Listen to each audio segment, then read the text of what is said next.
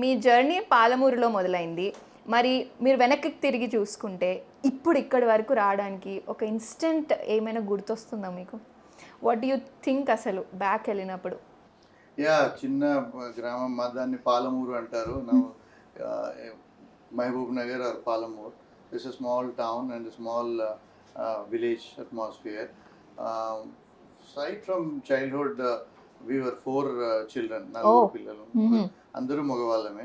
Okay. So that చిన్నప్పటి నుంచి ఆహ్, అందరిలో కాకుండా నేను ఐ షుడ్ బి నంబర్ 1 అనే యాటిట్యూడ్ ఉండేది. ఉండేది. ఓకే. చిన్నప్పటి నుంచి కేజీ స్కూల్ క్లాసుల నుంచి కూడా ఫస్ట్ రావాలి, మా నాన్నని ఇంప్రెస్ చేయాలి అనే ఇంట్రెస్ట్ ఉండేది. Mainly I need to impress my father సంతోషపడాలని, నాన్న కొరకు ఏమన్నా చేయాలి అనే ఇంప్రెషన్తో చదివేవాడిని. And God is been kind.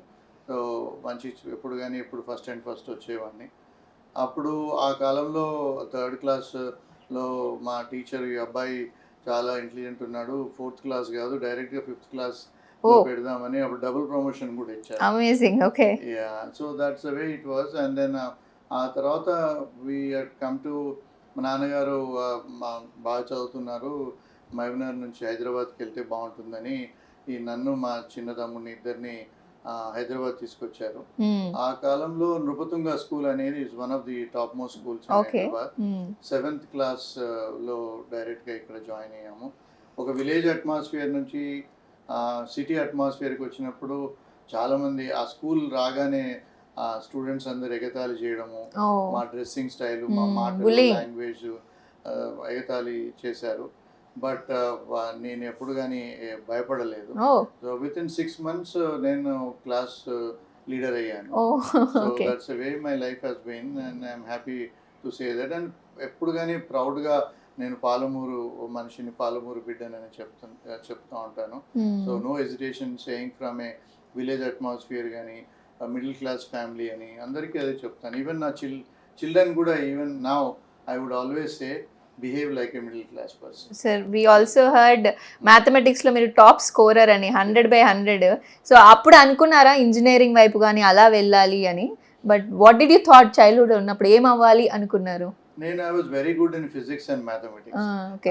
So ఆ 10th క్లాస్లో 100 out of 100 వచ్చినప్పుడు నాన్న దగ్గరికి ఎగ్జైట్ అయిపోయి వెళ్ళి కలిశాను.